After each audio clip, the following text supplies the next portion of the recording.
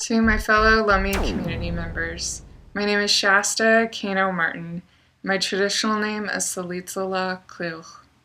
My grandfather was the late Chief Sahumpkin, or also known as Donald Lewis Sr., and my grandmother was the late Hazel Jefferson. My mom is Debbie Lewis Miranda, and I'm married to Jay Martin Jr., and together we have 2 children. We've been together nearly 14 years. As I put in my name for the Lummi tribal elections and consider the responsibilities for a council position, I think about my classmates at Lummi High School. Many of them have died, and I wonder what kind of leaders they would have been if they hadn't fallen to the trap of drugs and alcohol and the effects of it. What kinds of things would they have wanted for their children, for their nieces and nephews, for their brothers and sisters? How would they want their aging parents to be treated? As a nation, we seem to have become numb to the tragedies of our day. We have had an astonishing 42 deaths this year alone. I often have witnessed reactions to the happenings in our nation. In responding to the drug and alcohol epidemic, we've reacted with rallies, drug busts, and jail prison times. We reacted with exclusion committees, treatment programs, Suboxone programs, and transportation to methadone clinics. In responding to family dysfunction and disconnect, we reacted with child support, protective services, and court involvement.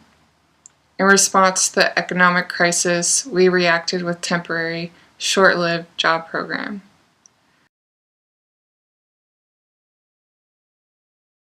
Lummi Nation has had several success stories and changes for the better, and many of those are more visual to us now, with the Lummi Center, roadways, new admin buildings, and school dormitories. And as an entire nation, we need to continue these successes.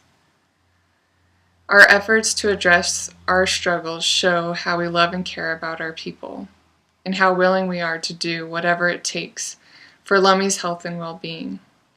We can plan better for our future. We can do and be better. I will use my background and experience for the benefit of the Lummi community. My direction and guidance will come from you, the people. Too often I hear our elders say they feel ignored and shut out. Our growing youth population has expressed that same frustration. We need to restore our voice as a nation and restore our roles as a people, not just locally, but regionally and nationally. Our greatest asset is our culture. So I will use that to help guide me in everything that I do, how I treat others, and how I make decisions. I'm forever grateful to the leaders of our community, especially my mentors. Dear to my heart are Juanita Jefferson, James Smitty Hilaire, Lutie Hilaire, William Jones Sr., the late James H. Wilson, and Daryl Hilaire. Additionally, my racing canoe skippers Stan Green and Ralph Jefferson, and traveling canoe skipper Matthew Blue Sr., as well as countless others who have taken the time to work with me, teach me, and guide me. Thank you to everyone who's continued to believe in my leadership. Aishka.